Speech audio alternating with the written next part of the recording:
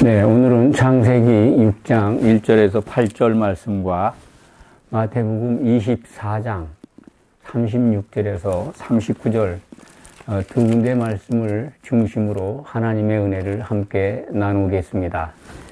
예수님께서 제자들에게 인자가 올 때를 이렇게 설명해 주시는 말씀이 마태복음 24장 전반부에 기록된 말씀입니다. 예수님은 성전이 다 무너질 것을 제자들에게 일러주시고 또 여러 가지 징조들에 대해서 설명을 하십니다.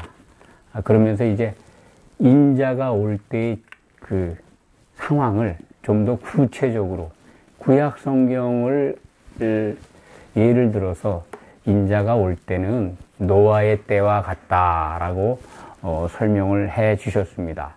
그렇다면 예수님이 오시는 그 때를 우리는 노아의 때가 기록되어 있는 창세기 6장부터 그 말씀을 이렇게 세밀하게 주목해서 본다면 그것을 짐작하고 또 예상할 수가 있습니다. 성경은 이렇게 성경 안에서 이 말씀들을 풀어갈 수가 있습니다. 예수님이 다시 오실 때를 기다리는 게 성도들의 소망입니다.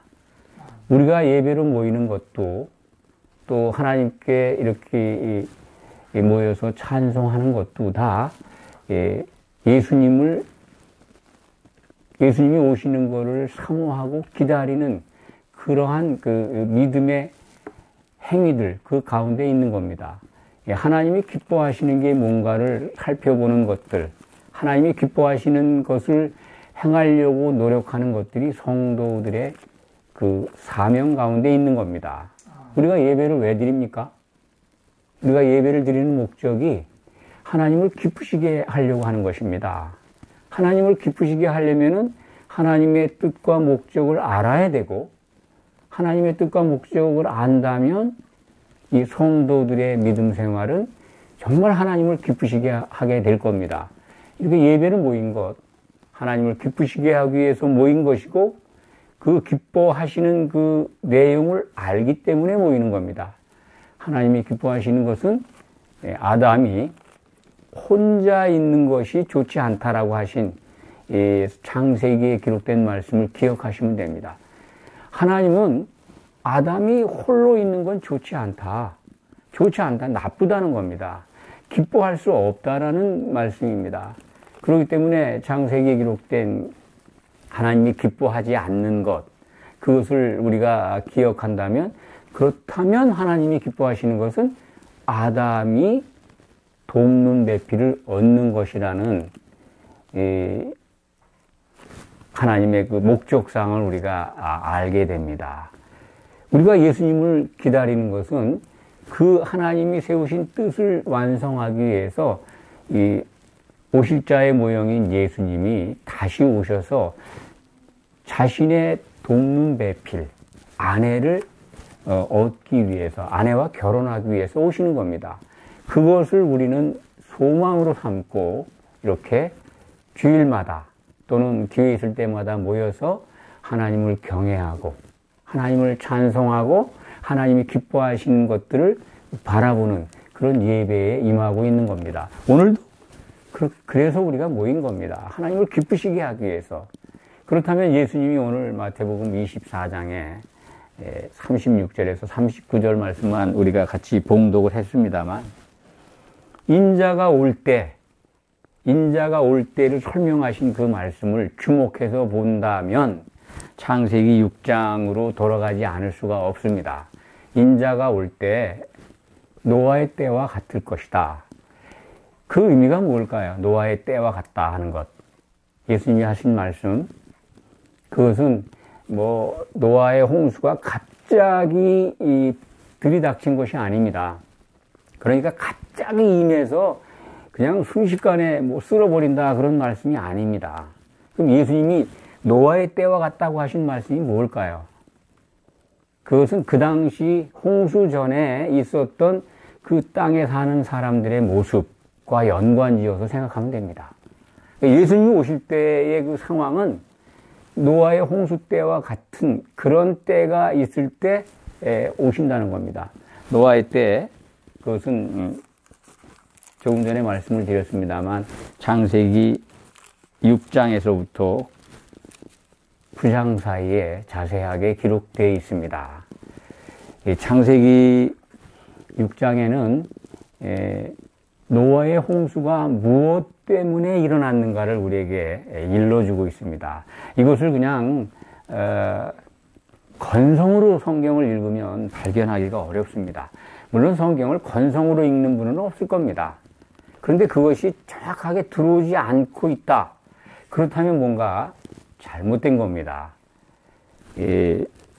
우리나라뿐만 아니라 이 창세기에 대한 해석상의 오류로 많은 다툼이나 이견들이 나타나고 있습니다. 아주 오랜 기간 동안에 사람들이 만든 전통이 있는데, 창세기에 대한 견해가 있는데, 그것이 성경적이지 않은데도 불구하고 그것을 바꿀 수가 없습니다.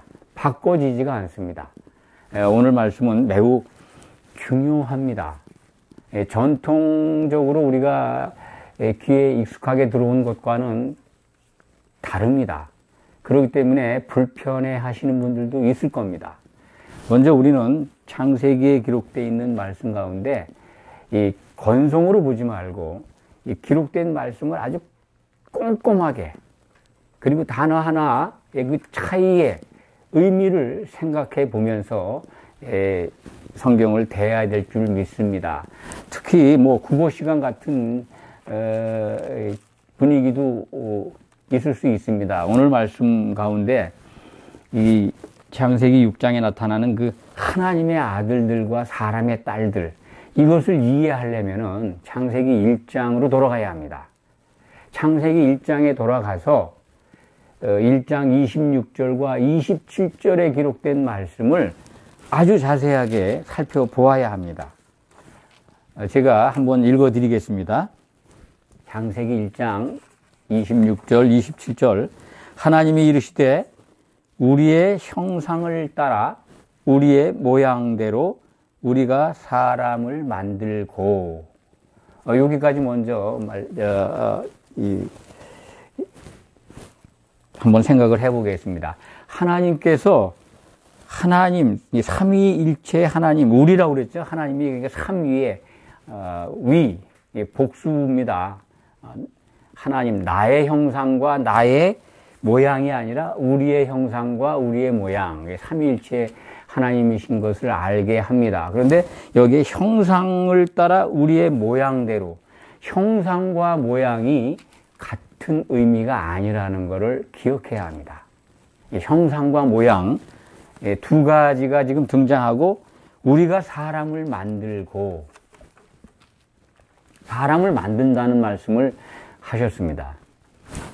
이 사람을 만들고 그들로 바다의 물고기와 하늘의 새와 가축과 온 땅에 기는 모든 것을 다스리게 하자 하시고, 하나님이 자기 형상, 하나님의 형상대로 사람을 창조하시되 남자와 여자를 창조하시고, 여기에서 차이나는 것을 발견하셔야 합니다. 하나님은 틀림없이 26절에 우리의 형상과 모양대로 사람을 만들자라고 계획을 가지셨습니다. 그런데 27절에 하나님이 그 계획대로 행하시는 것이 아니라 하나님의 형상대로 사람을 만드는 게 아니라 창조하셨다라고 기록하고 있습니다. 차이가 나죠? 계획은 형상과 모양대로 사람을 지으신다, 만든다, 제조한다는 뜻이죠. 히브리 말로 원문으로 이렇게 보면은 구별이 됩니다. 만든다는 것과 창조한다는 단어가 다릅니다. 그렇기 때문에 하나님께서는 계획을 형상과 모양대로 사람을 지으시려고 계획을 가지셨는데, 실행은, 창세기 1장에서의 실행은, 26절, 27절에서의 실행은 그냥 형상대로만 창조를 하십니다. 그 남자와 여자, 암컷, 수컷과 암컷이라는 뜻입니다. 그 단어의 의미가 암수라는 겁니다. 암수. 이 사람을 창조하셨습니다. 시부리 말로 빠라라고 하는 창조입니다.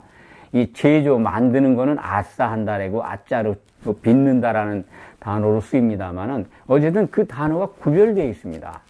하나님의 계획은 형상과 모양대로 만드는 것이었는데 27절에 그 가운데서 형상대로만 창조하셨다 하는 것을 성경은 분명하게 기록하고 있습니다. 그렇기 때문에 우리는 여기서 형상과 모양만 알면은 이제 창세기 6장에 기록되어 있는 하나님의 아들과 사람의 딸들을 이제 그들의 정체가 누구인지를 알 수가 있게 됩니다. 이 형상이라고 하는 거는 그냥 쉽게 말씀드리면 외모입니다. 외모. 형상. 외적 모양. 이 형상 속에는 성경 내부에 9장에 있습니다. 창세기. 이 형상 가운데에는 피가 있습니다. 피. 생명되는 피. 그 혼이죠. 이 육체 안에는 혼이 들어 있습니다. 그 모양은 뭐냐면 내적인 겁니다. 영입니다. 영. 영으로 이해하시면 아주 간편합니다. 그러니까 하나님의 형상, 피가 있는 육체의 모양대로 사람을 창조하셨다라고 하는 것이 창세기 1장 27절의 말씀입니다. 그러니까 우리가 영이 들어가지 않은 육적인 모습의 사람을 창조하신 것을 창세기 1장에서는 우리가 발견할 수가 있습니다. 그런데 아담은 어떻게 만들어졌습니까? 창세기 2장 7절에 보면 하나님께서 흙으로 빚으시고 그 속에 영을 넣어 주셨습니다. 그래서 사람이 산혼이 됐습니다. 흙으로 빚었는데, 흙으로 아짜르 했는데 그 속에 영을 불어넣으니까 산혼이 되었다. 그러니까 형상과 모양대로 아담은 지어진 겁니다. 만들어진 겁니다. 창세기 1장 26절에 계획했던 이 사람을 만들고라고 하는 계획이 이루어진 것이 아담을 흙으로 빚어서 그 속에 영을 넣어준 겁니다. 그러니까 아담은 창조한 사람이 아닙니다.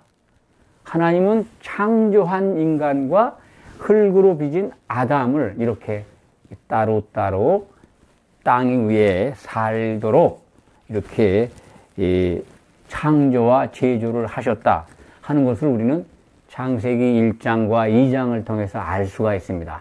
그때가 언제냐면 창세기 5장은 같은 날입니다. 여섯째 날에 영이 없는 그냥 형상대로만 창조한 사람들이 지구에 배치가 됐고 창조가 돼서 같은 날 형상과 모양대로 만든 제조죠.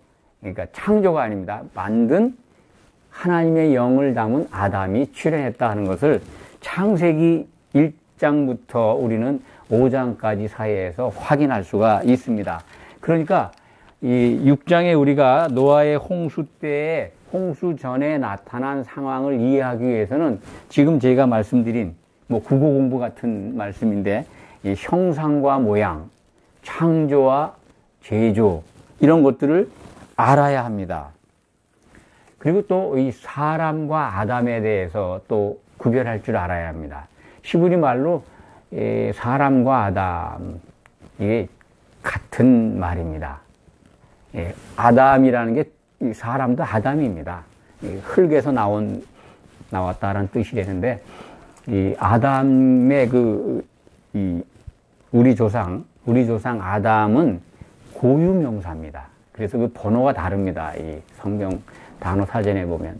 그런데 이 사람도 아담인데 그건 보통 명사입니다. 그러니까 창조된 사람을 말하는 겁니다. 그 아담 고유명사는 흙으로 빚어서 하나님의 영을 불어넣어준 우리 인류의 조상입니다. 그러면 구별이 되죠? 이렇게 이제 세 가지 정도는 우리가 국어 공부하듯이 머릿속에 입력을 시켜 놓으시면 오늘 창세기 6장 홍수의 원인이 되는 그런 상황들을 이해하는데 아주 용이합니다. 이 부분이 창세기 6장 1절, 2절 그 부분을 굉장히 여러 가지 해석들을 합니다. 전통적인 견해 두 가지만 말씀을 드리면 이 하나님의 아들들과 사람의 딸에 대한 전통적인 해석이 여러 가지가 있습니다만 그 중에 크게 두 가지만 소개를 드리면 이 하나님의 아들들은 타락한 천사라고 보는 이건 뭐 초대교회 이후에 교부 시대부터 나온 전통입니다. 천사가 타락해서 사람의 몸을 입고 그 아담의 후손인 사람의 딸들과 교합을 해서 이 후손들을 낳았다 이렇게 해석하는 견해가 있고요. 또 하나는 이 사람의 아들들은 셋의 후손이다. 가인, 아벨 대신 주신 씨, 하나님의 씨, 셋의 후손들이고 사람의 딸들은 하나님의 명령을 거역하고 떠나간 가인의 딸들이다. 이렇게 해석하는 이 크게 두 가지의 견해입니다. 그런데 제가 여러분들에게 지금 말씀드린 것은 이 두 가지가 다 아닙니다. 성경 속에 나와 있는 분명히 우리가 발견할 수 있는 국어 공부 같은 단어 공부를 했습니다만 이 창조한 사람과 아담, 흙으로 빚어서 하나님의 영을 불어넣어준 아담과 우리는 구별되는 걸 발견했습니다. 그렇기 때문에 이 하나님의 아들들은 영을 부여받은 아담의 후손들입니다. 가인도 거기에 포함이 됩니다. 그런데 이 사람의 딸들과 하나님의 아들들이 이렇게 결혼했다는 얘기 아닙니까? 하도 사람의 딸들이 예쁘니까 아내로 삼았다고 하는 내용은 그 아들들과 딸들이 결혼했다는 뜻 아니겠습니까? 그러니까 하나님의 아들들은 아담의 후손이고 사람의 딸들은 아까 말씀드린 영이 없는 채 형상만으로 창조된 사람들의 후손입니다. 분명하게 그렇게 구별이 되죠. 그것을 뒷받침하는 말씀이 3절에 나와 있습니다. 제가 읽어드리겠습니다. 여호와께서 이르시되 나의 영이 영원히 사람과 함께하지 아니하리니. 이때 이 사람은 아담의 후손입니다. 왜 그러냐면 이는 그들이 육신이 됨이라. 육신, 형상만 가진 사람으로 전락했다는 거예요. 영을 누준 사람들이, 영을 누준 아담의 후손들이 영이 없는 사람의 딸들과 교합을 하니까 그들 후손들은 다 영이 없는 육신만의 사람이 됐다는 겁니다. 그래서 그것을 하나님이 한탄하시는 겁니다. 그래서 그걸 심판하기 위해서 기한을 120년을 주고 있습니다. 회개할 기간을 주신 거죠. 그러니까 노아의 홍수가 갑자기 일어난 게 아닙니다. 요 창세기 6장 3절이 홍수 심판의 직접 원인입니다. 그래서 심판하신 겁니다. 자꾸 하나님께서 하나님의 그 거룩한 영을 넣어서 사람 아담을 지었는데 그들이 영이 없는 사람들과 교합해서 영이 떨어져 나간 자들이 태어나고 있는 겁니다. 그래서 더 이상 놔둘 수가 없는 겁니다. 그래서 심판하시는 겁니다. 그래서 그 심판의 대상이 누구냐 하면은 물론 지상에 사는 아담의 후손들도 다 홍수에서 죽습니다만 7절에 보시면 6절 7절을 제가 한번 읽어드리겠습니다. 땅 위에 사람 지으셨음을 한탄하셨다. 사람 지었다 그러죠. 지으셨습니다. 사람을 창조했다는 말이 아닙니다. 사람을 지으셨다라고 그러죠. 그 아담입니다. 아담의 후손들입니다. 아담 지은 걸 한탄하시고 마음에 근심하시고 7절에 이르시되 내가 창조한 사람을 지면에서 쓸어버리겠다라고 작정하십니다. 만든 사람을 다 쓸어버리는 게 아니라 창조한 사람을 쓸어버린다고 그러죠. 예, 그러니까 창조와 지은 것, 만든 것을 구별하면 오늘 말씀에서 틀림없이 구별이 됩니다. 그러니까 아담을 영을 넣어서 형상과 모양대로 지었는데 형상만 있고 모양이 떨어져 나가니 한탄하시고, 그래서 그 원인이 된 이 창조한 사람들을, 분명히 나오죠. 창조한 사람이라고. 창조한 사람들을 쓸어버리는 겁니다. 그게 홍수 심판의 직접 원인입니다. 그런데 우리 아담의 후손 가운데 오늘 말씀을 보면 8절에 보면은 노아가 하나님께 은혜를 입었다라는 기록이 나옵니다. 이게 아담의 후손을 보존해서 경건한 자손을 얻기 위한 하나님의 역사가 시작된 겁니다. 노아의 가족 8명이 구원을 받았죠. 그들은 혼의 구원을 받은 예표입니다. 모형입니다. 영의 거듭남이 아니라 혼의 구원을 받은, 그러니까 교회로 나온 우리들이 이루어야 될 이 노아의 방주 같은 교회로 들어와서 그 구원에 이루어야 됩니다. 한마디로 이 구원은 혼인잔치에 들어가는 구원의 예표다라고 여러분들에게 말씀드릴 수가 있습니다. 그러니까 예수님이 오실 때 그 즈음이 되면 이 땅이라고 하는 거는 이제 신약 시대에는 교회입니다. 교회 안에 이렇게 이 네피림 같은 하나님의 아들들과 사람의 딸들이 교합해서 나오는 네피림, 이들이 등장한다는 거예요. 지금 예수님이 하신 말씀을 그렇게 받아들이면 아주 이제 어려웠던 성경 말씀이 쉽게 풀어지리라고 봅니다. 네피림이 나타나는데 이 대목을 많은 분들은 아닙니다만 일부 강단에서 이 네피림이 이 타락한 천사로 보는 사람들의 견해는 네피림이 나타난다는 겁니다. 실질적으로. 네피림이 지금 뭐 설명을 제가 좀 덜 드렸는데, 히브리 말로는 이게 이 떨어져 나간 자들입니다. 떨어져 나간 자, 단수가 아니라 복수입니다. 네피림. 그러면 뭐 나팔이라는 단어가 단수인데 그거의 복수형이라고 합니다. 그러니까 뭔가 떨어져 나간 자들이에요. 영이 떨어져 나간 자들이 이 아담의 후손 가운데 나타나게 된 겁니다. 그래서 탈락한 자들, 떨어져 나간 자들입니다. 의미가 그 네피림들이 나타나서 하나님께서 한탄하신 거거든요. 그래서 창조한 사람을, 그 원인 제공을 한 창조한 사람들을 쓸어버리고 또 이 사람들, 아담의 후손들 가운데에서 이 노아의 가족을 빼고는 다 그 홍수 심판으로 죽게 되는 겁니다.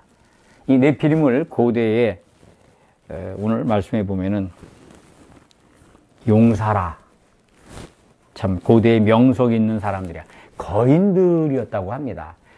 되게 이제 유전학적으로 보면요, 잡종 강세라는 말씀을 여러분들 이해할 겁니다. 이게 종이 다른 그 개체들끼리 만나서 교합을 하면 그 1세대가 아주 굉장히 덩치도 크고, 그러니까 거인과 같은 모습을 연상하면, 이제 동물 같은 경우에는 굉장히 이 질병에도 강하고 크기도 커요. 잡종강세라고 합니다. 네, 그런 걸 기억하시면 됩니다. 잡종강세 형태로 나타난 거죠.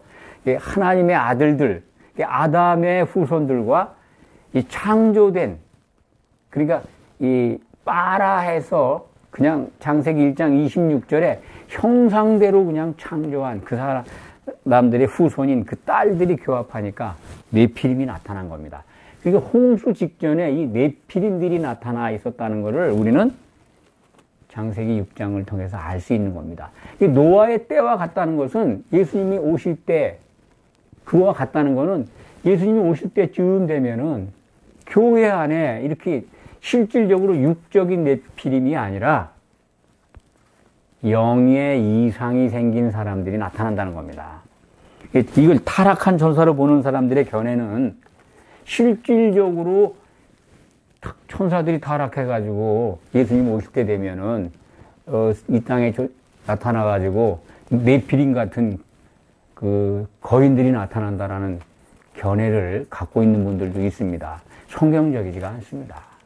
그들은 이제 하나님의 아들을 욥기에 기록되어 있는 욥기에 3번 나옵니다. 하나님의 아들들이 그것을 이제 천사로 보기 때문에 여기에 대입을 해서 이 하나님의 아들들이 이제 타락한 천사들이라고 해석을 하는데 그렇지 않습니다.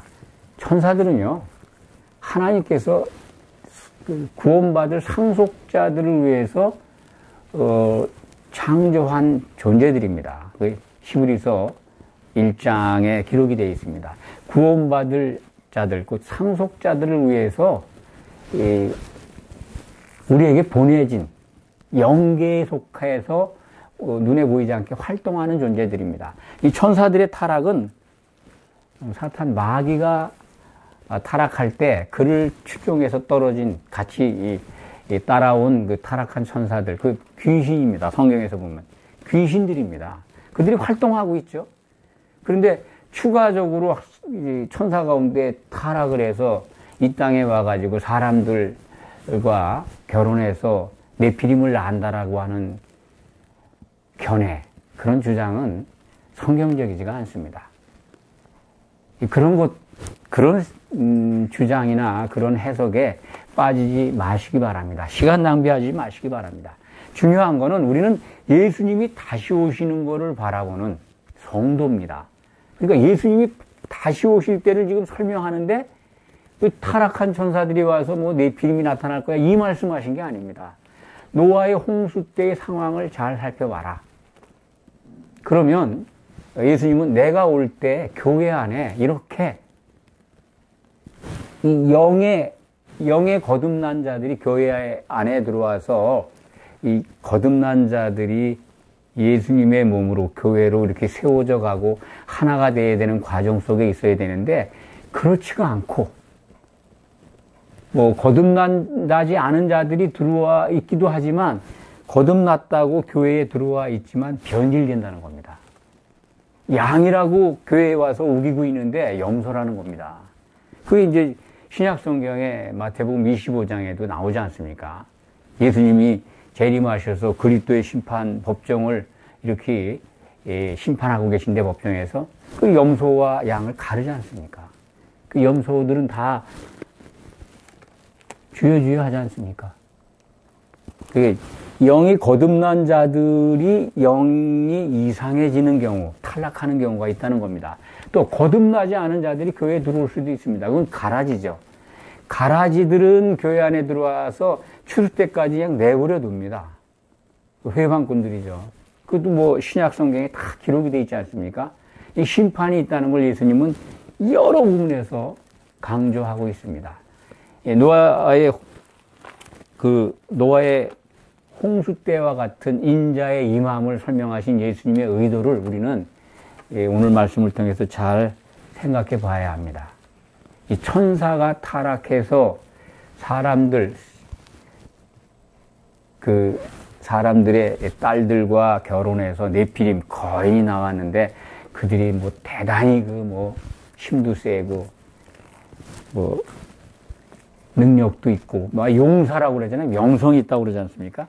그와 같은 사람들이 예수님 오실 때 다시 나타나서 그 땅에 번성한다고 하는 견해는 성경적이지가 않습니다. 천사가 이 땅에 타락한 천사들이 와가지고 후손을 낳는다는 견해. 그런데 이게 상당히 많은 분들이 이런 주장에 동조하고 있고 그것이 전통적인 해석이기 때문에 또 그것을 인정하고 받아들이는 그러한 사람들도 많이 있습니다. 그런데 성경은 성경대로 풀어야 합니다. 이것을 놓치면 우리는 쓸데없는 일에 빠지게 됩니다. 사탄이 노리는 게 뭡니까? 사탄은 하나님의 뜻을 모르게 그냥 쓸데없는 거에 바쁘게 합니다. 사실 예수님이 오시는 걸 오직 사모하고 그것을 로망으로 삼고 기다리면 됩니다. 그런데 예수님은 다시 오신다고 하는 약속을 주시면서 잘 준비하라고 하셨잖아요. 잘 준비하는 게 뭔가만 알면은 이런 것들에 빠지지 않습니다. 성령이 무엇하러 이 땅, 무엇을 위해서 우리에게 보내졌는가 하는 것을 먼저 알아야 합니다. 예수님은 다시 오시기 위해서 성령을 보내주셔서 택한 자들이 성령께서 이렇게 보호하시고 도우셔서 하나 되게 하시는 일을 하게 하셨습니다. 성령은 우리를 하나 되게 하시는 겁니다. 그걸 아셔야 합니다. 성령은 하나 되게 하시는 분이다. 그렇다면 우리는 교회로 모인 우리들은 그리스도의 생각으로 하나 되면 되는 겁니다. 그게 자기 부인입니다.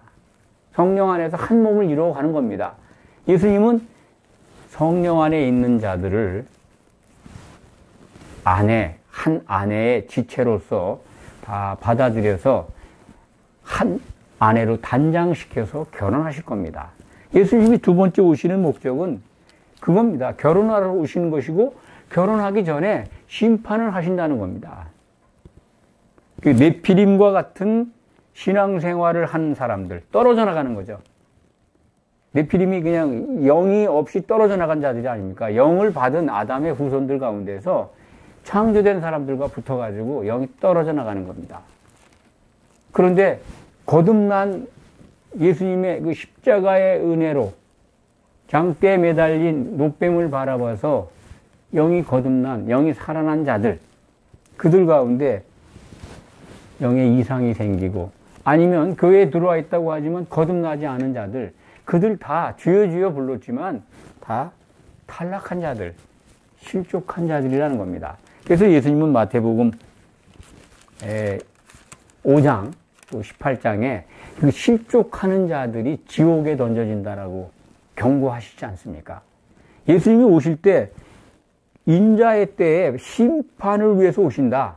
또 결혼하러 오신다는 말씀을 오늘 마태복음 24장도 우리에게 일러주는 겁니다. 인자가 올 때 그 네피림처럼 탈락한 자들이 이 땅에 우글우글 할 텐데 그들 다 탈락한다는 겁니다. 탈락자들이에요. 홍수 심판의 원인은 그겁니다. 영을 부여받은, 물론 아담 이후로 영이 죽어서 나옵니다만 기능이 정지된 거지 영이 없어진 건 아닙니다. 그런데 그 기능이 정지된 영까지 거듭날 기회를 얻지 못하고 그냥 떨어져 나가는 겁니다. 2세들부터. 그러니까 영이 사라져 버리는 겁니다. 그래서 그들이 바로 네피림이다. 네피림이 땅에 번성하니까 하나님이 한탄하신 겁니다. 그래서 창조한 사람을 쓸어버리는 겁니다. 그것이 노아 홍수의 심판의 직접 원인이다. 그때와 같이 예수님 오실 때 이 땅의 교회 안이 그렇다는 겁니다.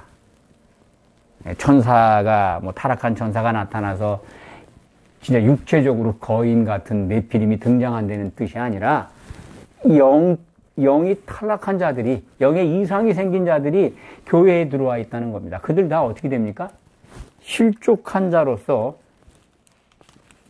바다, 깊은 바다, 유리 섞인 불바다라고 계시록엔 기록이 되어 있는데 그 지옥, 불지옥에 던져집니다. 그 천년 감옥이죠.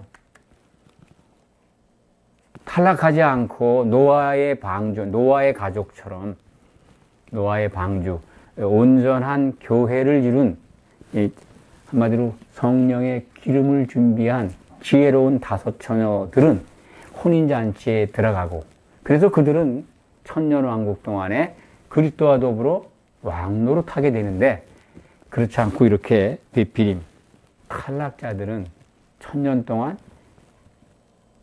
불지옥, 불바다에 던져지게 된다. 그 경고의 말씀을 우리는 오늘 말씀을 통해서 연관해서 예수님이 마태복음 24장까지 오기 전까지 여러 차례 말씀을 하셨습니다. 심판이 있다. 또 실족한 자들은 지옥에 던져진다라는 말씀을 하셨는데, 이 인자가 올 때 그 내용, 노아의 때와 같다고 하는 그 말씀을 통해서, 노아의 때, 홍수의 원인이 된 게 뭔가, 하나님은 왜 그들을 멸하셨는가, 그것을 우리가 찾아볼 수가 있는 겁니다. 그래서 이런 말씀을 통해서 깨어서 정말 우리는 잘 준비해야 되겠구나. 정말 성령의 기름을 준비하지 않으면 이렇게 탈락하는 경우가, 실족하는 경우가 생기는구나 하는 것을 깨닫고 정말 허리에 띠를 두르고 깨어서 분별해야 한다는 것을 우리는 깨우침 받게 됩니다. 예수님의 경고의 말씀입니다. 마태복음 24장 36절에서 39절, 39절에 보면 홍수가 나서 그들을 다 멸하기까지 깨닫지 못하였다. 인자의 임함도 이와 같으리라. 그들이 이런 경고의 말씀을 듣고 또 다 들었겠지만 전혀 상관하지 않고 그냥 그들만의 그 마이웨이를 외치는 거죠. 참 무섭습니다. 계시록 끝에 가서 그 음료교회의 모습을 보면은 기가 막힙니다. 교회 안이 그 우상의 전이 돼버리지 않습니까? 가증한 새들의 처소가 되지 않습니까? 더러운 영이 모이는 곳이 되지 않습니까? 다 그들이 누굽니까?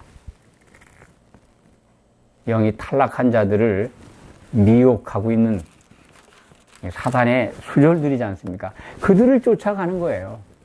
이 복음이 다 사라져버립니다. 가증한 것이 멸망할, 가증한 것이 서버린다는 거예요. 거룩한 곳에.